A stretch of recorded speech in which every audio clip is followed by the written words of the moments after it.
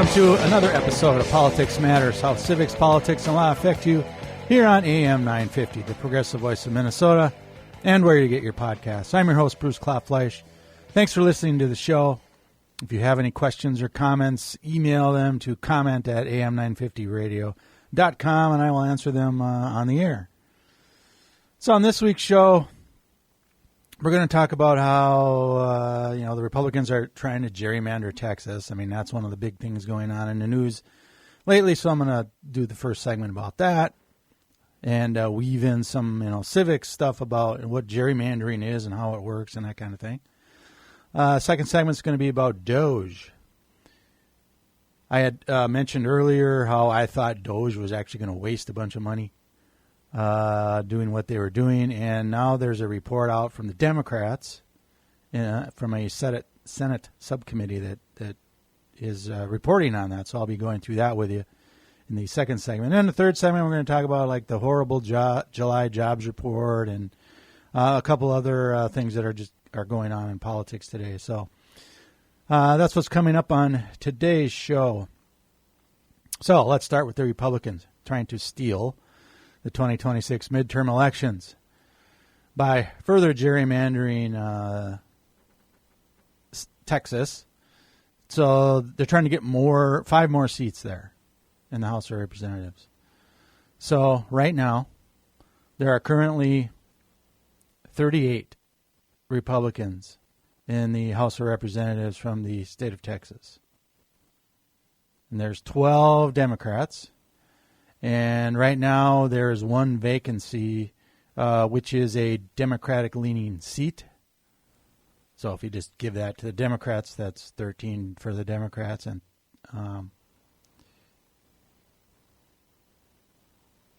38 for the Republicans.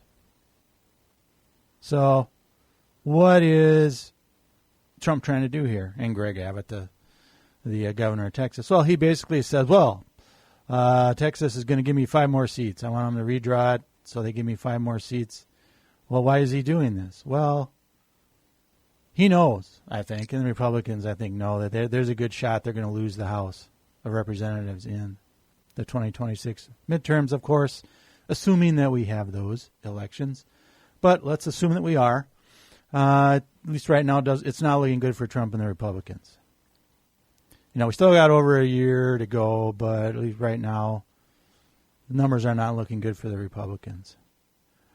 Because right now, there's some vacancies in the House, but right now they have a 3-vote margin in the House only. So if the Democrats can flip, a handful of seats and retain what they got, they're going to retake the House.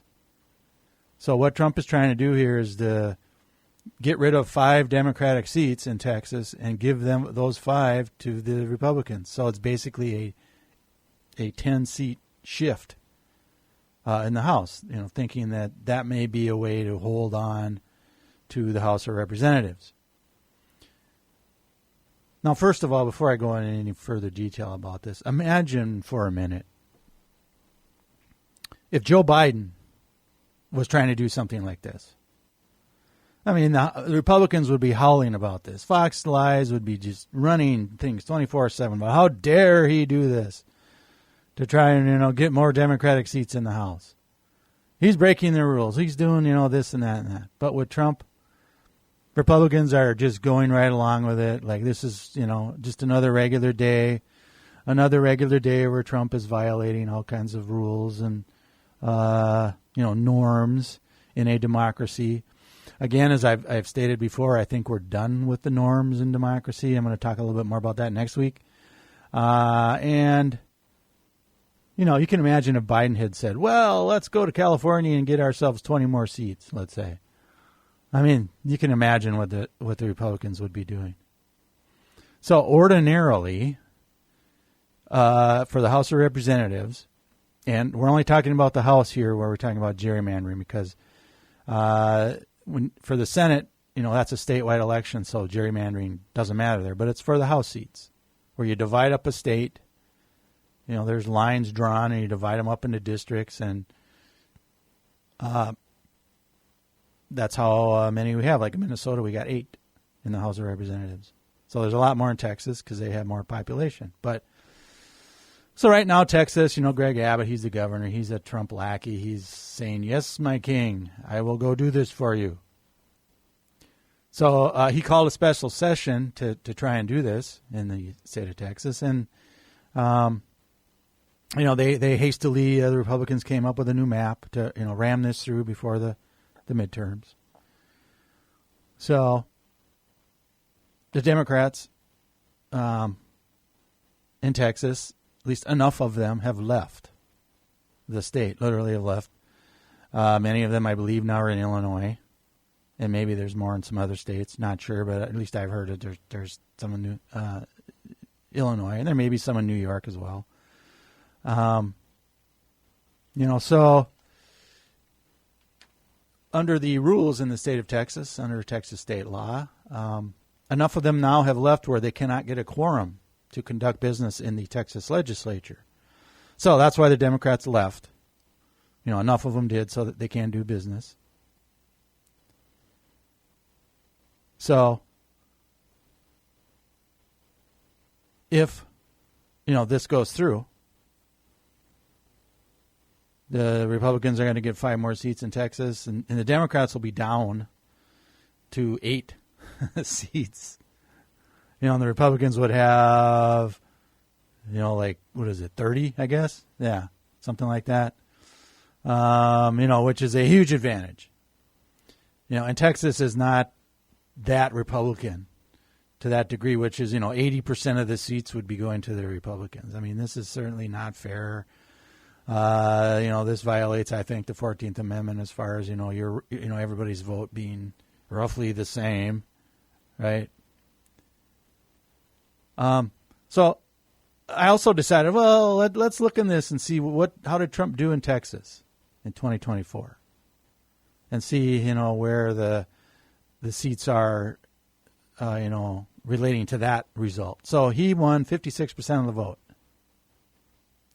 in Texas, not 80%, which is what they're trying to do now by this redistricting. So, if you go by the vote that Trump got, I mean, he came out and said, "Well, I did so well in Texas, I deserve these 5 more seats." No, you don't actually. You deserve to lose some of those seats that are already gerrymandered for the Republicans. But be that as it may, he's trying to get these 5 more seats for the Republicans, which means 5 less for the Democrats, which means basically a 10 seat difference when you take those two together. So that's why the Democrats left from Texas. Now, not all of them left, but enough of them so that they can't do business. And, we'll see what happens in the future here. So many of you may be thinking, well, what is gerrymandering? What does that mean? That's kind of a weird sounding word. What is that? Because this is one of those things that when I teach my political science classes where many of my students don't know what gerrymandering is or even heard of it. But there are some students who may have heard a little bit about it. But basically, so I'm going to be talking about gerrymandering mainly here at the federal level, the federal government. It does come into play with state governments too. I'll just mention that, but mainly I'm going to deal with the federal level here. So it only deals with the House of Representatives because gerrymandering only at the federal level, the Senate is the whole state. So it doesn't matter. You just take the whole state results. Whereas with the House of Representatives, it's these separate districts where you get different people representing the states, depending on how they're lined up.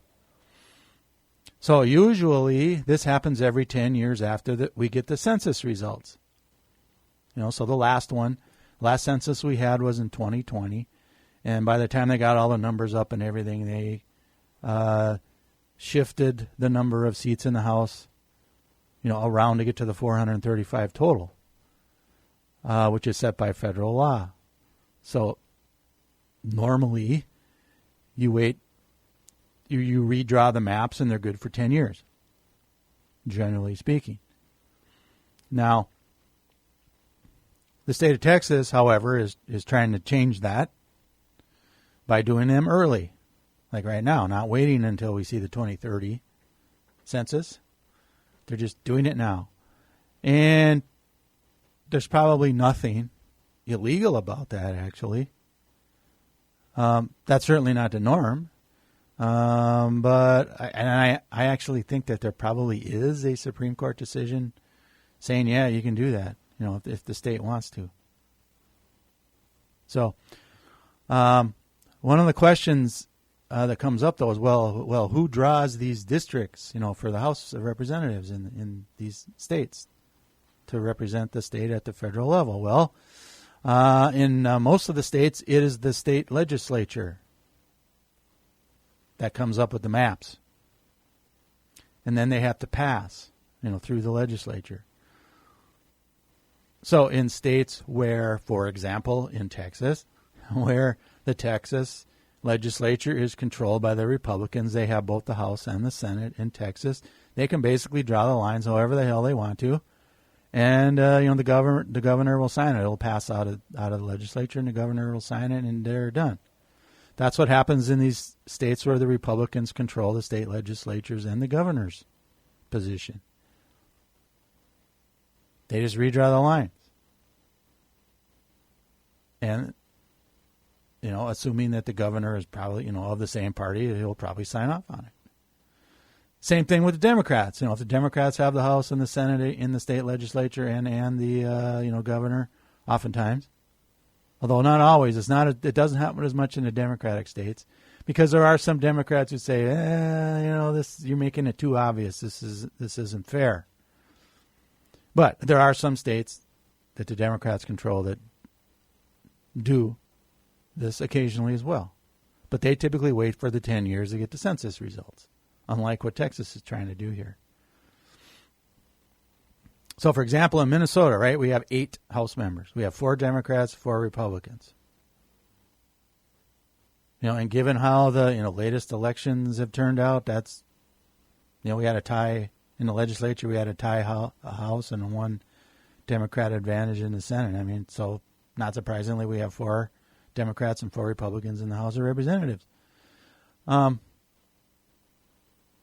But they can always be redrawn to either favor the Democrats or the Republicans. So Minnesota is a little bit different because oftentimes we have divided government where one party has the House, the other party has the Senate, or vice versa. And,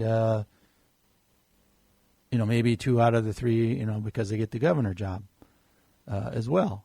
But oftentimes in Minnesota, it boils down to the Supreme Court decides, because they can't at the legislature, or the governor doesn't like what the legislature did. So typically it's the Supreme Court deciding these things.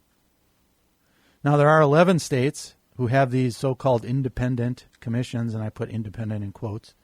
I'm not so sure that they're really that independent, but there are some states that have this, like California and New York. Now, there's different forms of these independent commissions, and they have, certain rules, because, as I've said before, the election laws are mainly state laws. Now, there are a few federal election laws, but mostly state laws. So, depending on the state laws, there may be a little bit different here in these commissions. So, of course, if you're the party in power, you want to use, draw these lines to keep your party in power. Right? Despite the general election numbers, like, for example, in Wisconsin, there's many more Republican seats, and they have a lot more seats in their state legislature than they get in the ultimate general election, because they've gerrymandered the hell out of the state when they had a chance to do it. Right? And many states are like this. So, so what Greg Abbott has done in Texas now is he's like, he's going to have all these guys arrested and charging them with felony bribery offenses, arguing that any money that they get while they're out of the state is basically a bribe. Like if you're giving them food so they can eat, for example, that's a bribe.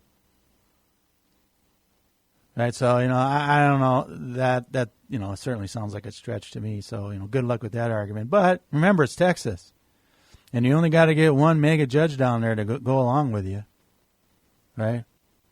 And Abbott is also saying, well, anybody that helps them, you're going to get arrested too. So maybe J.B. Pritzker, the governor of Illinois, might get arrested, according to Greg Abbott in Texas. So the Republicans are running around, of course. They want the FBI to go, get these people and the Texas Rangers to go to arrest them all. And he's, wants to expel them all from their seats in the legislature, so apparently the Republicans can replace them. But you probably got to have special elections. But anyway, Abbott is running around making all these threats like Trump does. And, you're going to hear more and more of it as time goes on. But, the threats haven't worked so far. In fact, I would actually argue that, these threats may backfire. What Texas is trying to do here may backfire on them. And here's two main reasons. One, Democratic governors now, like Gavin Newsom in California, J.B. Pritzker in Illinois, and Kathy Hochul in New York, have come out and said, well, you want to play that game? We're going to play that game too. We're going to start gerrymandering our state so that the Democrats more than make up for these 5 seats you're trying to take away in Texas. So if you want to play that game, fine. If you go through with this, we're going to get a lot more than 5 seats in our states. So it's like a game of chicken going on right now with these governors. And now there's some other Republican governors joining the bandwagon and say, well, we're going to do that too in our state. So, this right now is not playing well in Texas. But, we'll have to see what ends up happening here. So the first thing is, Democrats might start gerrymandering their states even worse than they already are. So this certainly may backfire. The other one is Abbott is risking losing some of these 5 seats, and maybe more. Because what he's trying to do with, changing these lines is basically doing what's called cracking, when we're talking about gerrymandering, where he wants to redraw the line so that there's more Republicans in the 5 areas that he's trying to steal from the Democrats. Okay, you can, they can probably find the lines to do this, but here's part of the problem is you're already taking by adding Republicans more into some of these other districts, you're taking them away from some of these other ones. You're kind of stretching yourself pretty thin. Plus, you're not guaranteeing that you're going to get enough people, to take over those seats. You're kind of diluting some of these seats. And so you're going to have less Republican voters in some of these districts that you're redoing. So you could certainly lose them if we have a wave election like we did in 2018. Another way that you can try and get more seats is by what's called packing, where basically what you do is you herd the Democrats in their own districts basically, and then you take away some of theirs and give them to the Republicans. Now again, you're going to have some trouble, drawing those because they've already done that in Texas, where a lot of the seats that the Democrats have right now, they're not 50-50 seats. They're like pretty safe Democratic seats because they've stuffed them all in certain areas, like typically the bigger cities. They're concentrating them in the some districts that they're going to win. Well, that's harder to break open those because you've already done as much packing as you can. Same thing with the Republican districts. You've already got a lot of Republicans in there, and it's hard to get more of them in there. So if your maps are already pretty much packed, it's going to be hard to shove more people by changing some of these lines. And the Democrats have the advantage here because they have not done a lot of packing in their states. So they got a lot more room to do that if they want to do that. Or they got more room to do the cracking part where they can change the lines but still, have the Democrats win in those seats. So I do have one word of caution, though, for the Democrats. Don't think that, this is going to be some great victory in the end. Let's hope so. We can always hope. But remember that the Supreme Court, under Chief Justice John Roberts, has already ruled that drawing lines for political advantage is fine under the Constitution. Now, I happen to disagree with him on that, but, that's the way it is right now. Now, if you want to challenge these lines, you got to prove that it was, basically based on racial discrimination, which is tough to do under this current Supreme Court. But, they've already said, political advantage, that's, we'll leave that up to the politicians, not us judges. So it's okay if you do that. So, Texas, be careful what you're asking for here, because the Democrats, I think, have more room to play around with some of these lines.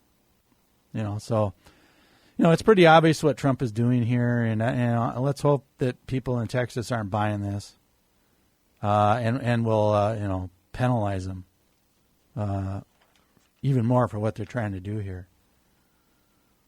So, again, just because you're going to try and do this in Texas and maybe a few other states, if there's if the election results are going to be bad in 2026 like they were in 2018, that's not going to matter. So this could get ugly, uglier as we get to the midterms in 2026. So we'll have to see what happens and how long these people in Texas will hold out. All right, so we're done with segment number 1 here. As we go to break, when we come back, we're going to talk about this DOGE report where they're wasting a lot of money. So you're listening to Politics Matters here on AM 950 Radio, the progressive voice of Minnesota. Talk to you on the other side of the break.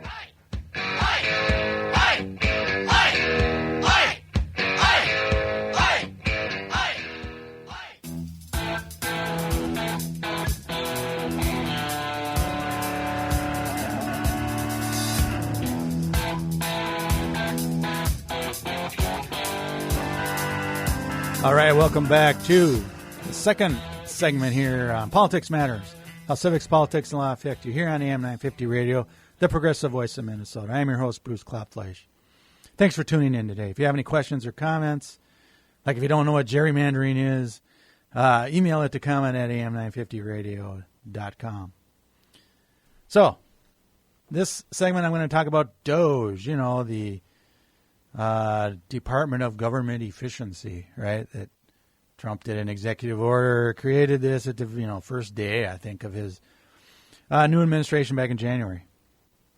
So, in a prior show, I talked about how I thought DOGE was going to be itself committing waste, fraud, and abuse on us taxpayers, and this report kind of reinforces that, to the tune of $21.7 billion. Now, this is just in, roughly 6 or 7 months. And I think that number is going to get worse as we go on. And that number, I think, is even higher, as I'll talk about here. But much of this money that they're wasting is because they were doing some illegal things. I talked before about how, they were violating union contracts and how they were just inviting a bunch of lawsuits, which they got, over 100 of them.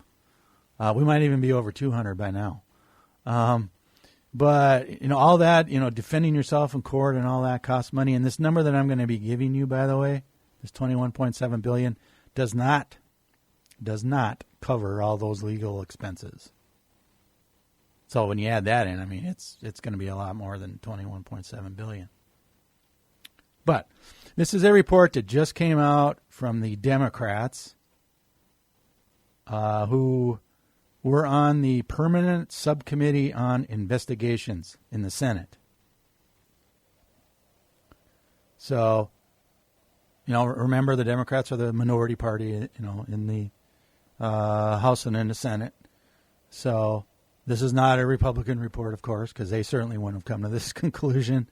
But this is the report from the Democrats here. And the dates that they looked at were January 20th, 2025, so this was the first day Trump was in office, through July 18th, 2025. So, it's about 6 months or so. $21.7 billion wasted in just 6 months. And again, I think that number is too low. But it'll at least give you a sense of what they're doing. And by the way, this report is like 55 pages long. There's an executive summary, there's an appendix, there's a methodology part in there telling you what they, how they came up with the figures that they came up with and all this sort of stuff. So, this isn't just some, report where they just come up with stuff. There's like all kinds of footnotes and, They went through the facts, the public documents that were available, independent analysis that other entities have done, other institutions have done. That's what they used to come up with that particular number.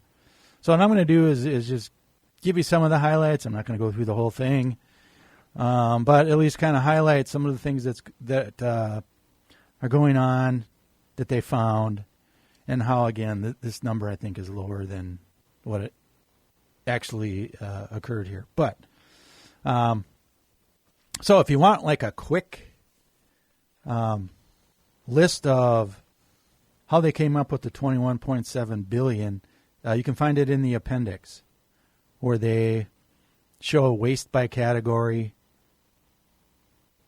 which a lot of this is involves layoffs and terminations of firings of the employees, and canceling some grants and projects, and losing revenue on other things. So, and it also gives you what agencies, because there's multiple ones that are affected by this, and then it breaks down for each of those areas what the dollar amount is, and then it all totals up to $21.7 billion. So,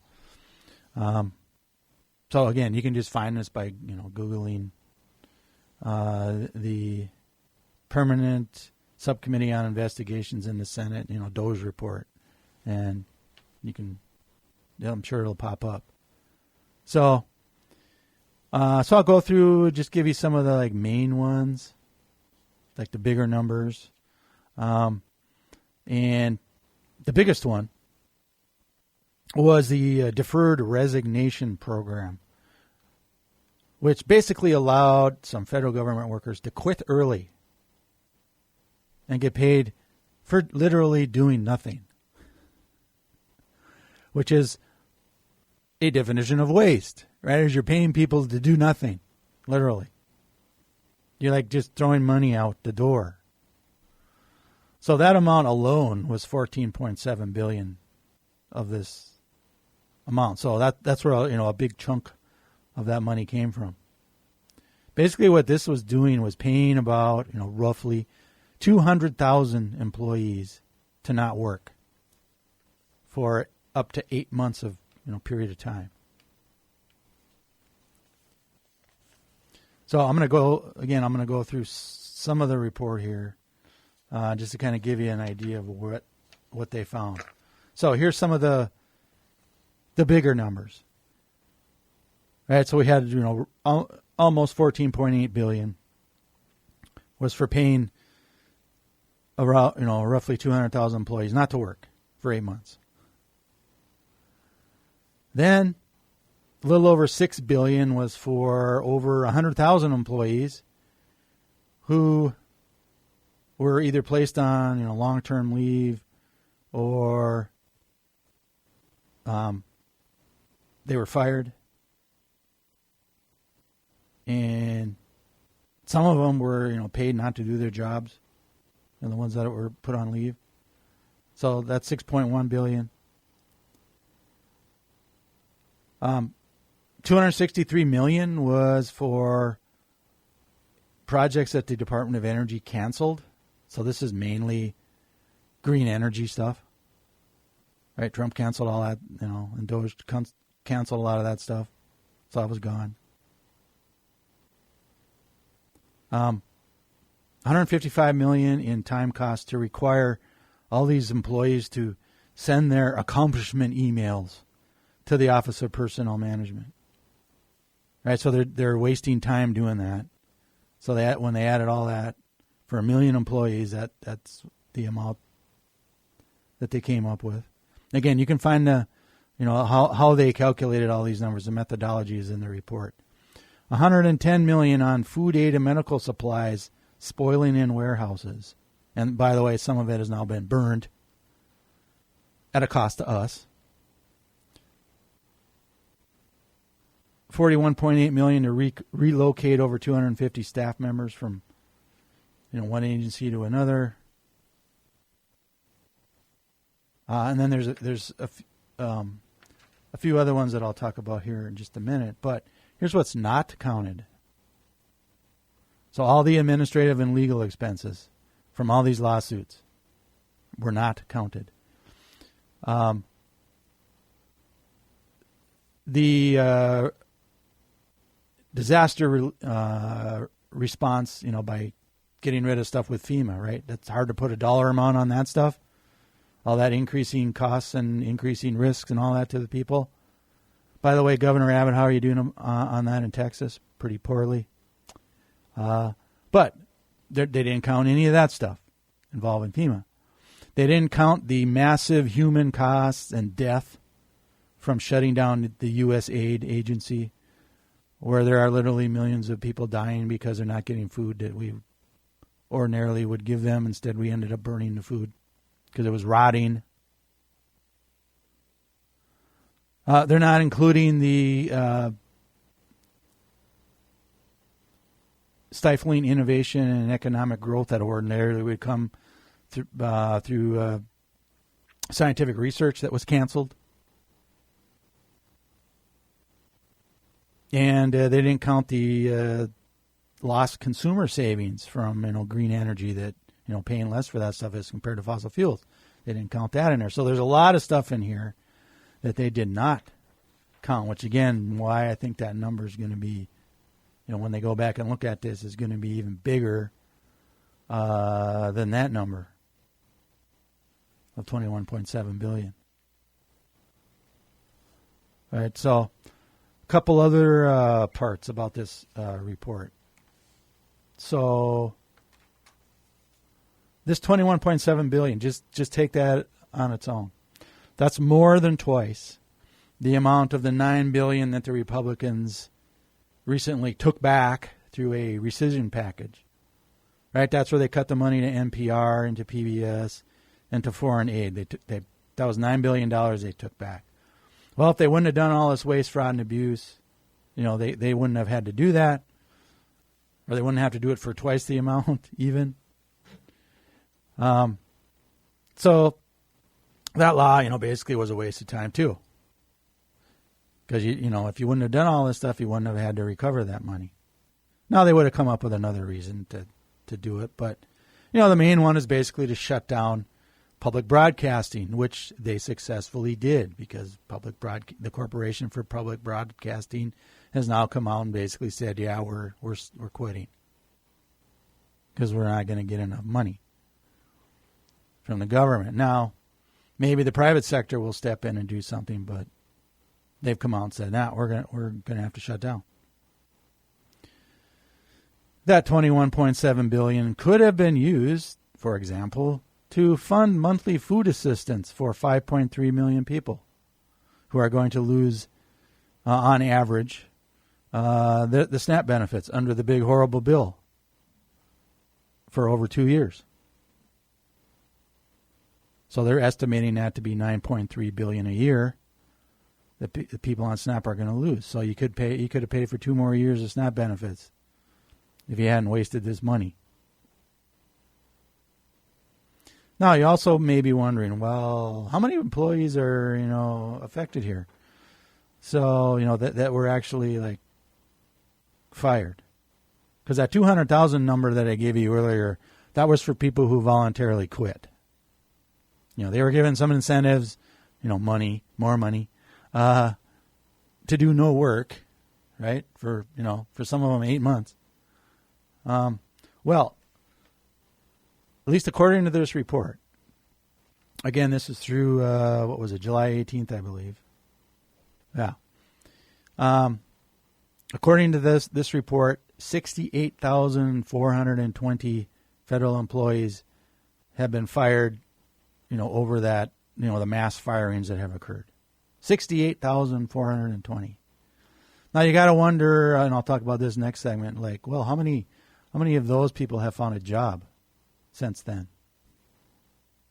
That might be part of the bad news for Trump when the economic reports come out. Then there is an amount for probationary employees who were fired. They had not yet met their probationary time requirements, so the federal government just fired them. We're talking there 24,000 583 that DOGE fired. And added on to that, there were another 7,209 non-probationary employees that worked at 4 particular agencies that were fired. Again, these people here, these numbers that I just gave you, are the ones that were, are filing the lawsuits and trying to get their jobs back and that kind of thing. And some federal judges have allowed them to go back to work. The Supreme Court said, you can fire Department of Education and some other ones. So that number is, I'm going to try and do some quick math here. We're up into the almost 100,000 employees fired. It might be a little under that, but again, this is just the numbers in the report, and so that again, that's a big number that have just been fired. I did a previous show about how I think this is a dumb idea. This is not going to help efficiency. In fact, it's going to hurt it. Because you haven't replaced all these employees. Now maybe you've replaced some of them, but the current employees got to do more work, and it's just going to be a mess. But that's the number, roughly, around 100,000 workers that went through the mass firing. So,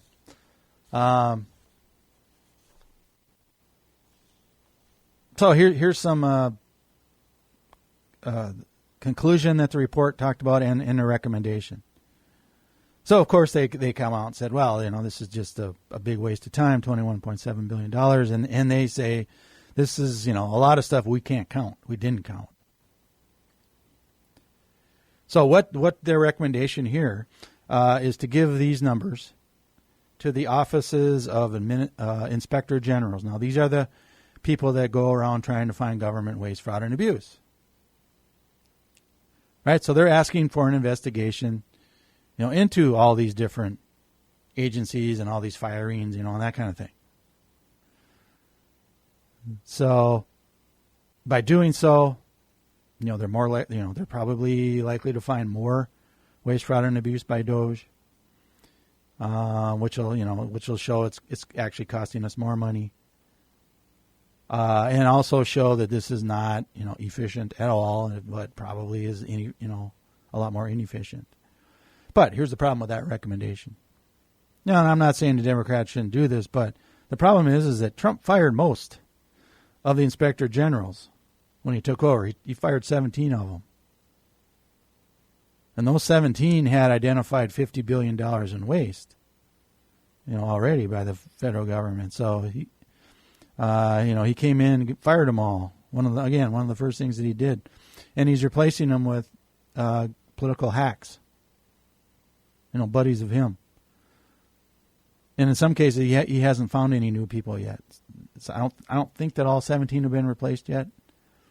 But be that as it may, nothing's going to happen. These inspector generals probably won't go investigate DOGE because Trump will tell them not to. And, of course, they all do it dear leader tells them to do. So as long as the Republicans control the House and the Senate, you're not going to see any investigation of DOGE. So again, this is one reason why Trump is trying to cheat to win the midterms, to keep the House. Because if the Democrats win the House, then they, in the House, have control over all the committees, and they can go out and they can do their own investigations, which, of course, Trump does not want them to do. So that's even more at stake in the midterms. All right, so as we go to our next break, when we come back, we're going to talk about, a variety of topics, one of them being the bad jobs report that just came out in July. So you're listening to Politics Matters with Bruce Klopfleisch. We will talk to you after the break. Here come the jesters, 1, 2, 3. It's all part of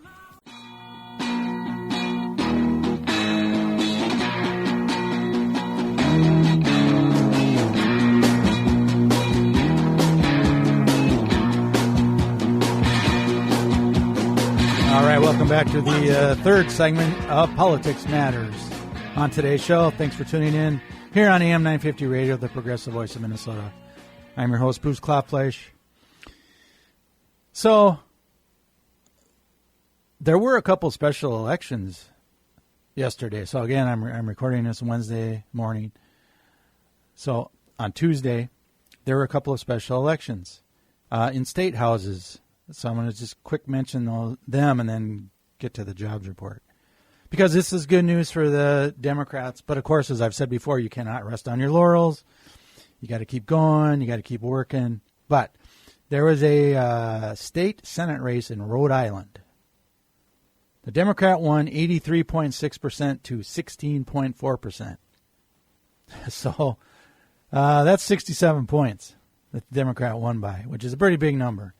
Now, this seat is traditionally, won by the Democrats anyway, so that part that the Democrat won was not a surprise. But that's a pretty big margin. That was bigger than a lot of people saw coming, 67 points. Especially when you compare that to the 2024 presidential election results, where in that district, Harris only won by 11 points. And this guy won the state Senate seat by 67 points. That's a big difference. That's a 56-point difference in the Democrats' favor. So hopefully that's a good sign, for the midterms. Again, assuming we have them. Another one was in the state of Delaware. This was a House seat in the state legislature in Delaware. Democrat won she got 50.7%. The opponent got 49.3%. So this was a close one.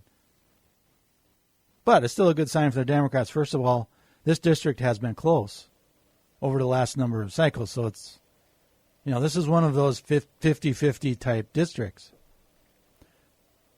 Right? So the Democrat, it was close. Still won by, basically a point and a half. So the Democrats, still pulled it out here in a close, traditionally close seat. So that they got more turnout here, and they pulled it out, which again is another good sign. Hopefully, this is something that will keep going in special elections, heading up to the midterms, and continue through the midterms. Because I think, if the Republican Party keeps doing what it's doing and Trump keeps doing all this weird stuff, and the economy goes in the tank, like a lot of people are expecting, this could be a pretty good result for the Democrats. But we got to get out there and, work for it and outperform in some of the districts than what we've done in the past. I mean, we got to get rid of the purity test, right? Too many Democrats do this where I'm not voting for Harris because of Gaza, right? Well, look where that got us. Basically, what we're voting for next election is democracy versus fascism. And the 99% against the 1%. That's it. That's simple. No purity tests. All right, so getting to the jobs report. The one that came out in July. First of all, there were, the July or the report for July itself was 73,000 new jobs, which was lower than the predicted number of roughly 100,000. I saw 104,000 were some other ones. So we'll just say 100,000. So it was below that. So that's bad enough on its own. But it got worse after that. So the Bureau of Labor Statistics, this is the government agency that does these things, they dropped the new job numbers for May and for June. So for May, the initial number was a gain of 125,000 jobs. Well, that was dropped to just 19,000. So that's over 100,000 jobs that they overestimated. So we gained just 19,000 jobs in May. In June, it was even worse. Okay. The initial number in June was 147,000, so bigger than May. But it dropped to an even lower number of 14,000. So that was a combined drop of over 258,000 jobs in 2 months. For those 2 months. The estimates versus what they actually got. And what they actually got was only an increase of 33,000 for those 2 months. That's not good. Pretty bad numbers. I mean, Biden didn't have anything close to this except, during COVID. But, the last couple of years of his administration, nothing was like this for 2 months. Now, if you look at Biden's last 2 months, so November and December of 2024, he created 584,000 jobs. Yes, that's 584,000 jobs in those 2 months. So that's a lot bigger than 38,000 in the last, for May and June. So I went back further. Let's look at Trump's 7 months that he's been in office now. So starting in January numbers through the July numbers. And these are from the Bureau of Labor Statistics, right? I added all those up. He's created in 7 months 597,000. Assuming this July number holds at 73,000, which it likely won't, given the trend from May and June. Right, but let's assume that it does stay at 73,000. Well, he's created only 13,000 more jobs in 7 months than Biden did in 2. So, when you hear Republicans bragging about how great they are and, on the economy and Trump, making all these jobs. No. It's taken you 7 months to do what Biden did in just 2 at the end of his presidency. And again, that July number is probably going to go down. So that 597,000 number might be under Biden's 584,000 for the last 2 months of his presidency. So, of course, Trump fired the head of the Bureau of Labor Statistics, and he's going to replace her with some guy who's just probably going to cook the books there. Because Trump's not going to like bad numbers coming out anymore. So that July number might get raised, and the August numbers are going to get raised, and all this stuff. So you can't trust the numbers that are going to come out after this, because he's going to put in some toady and just deny all this stuff is happening. All right, we will talk to you next week. Well, here on Politics Matters with Bruce Klopfleisch. Thanks for listening.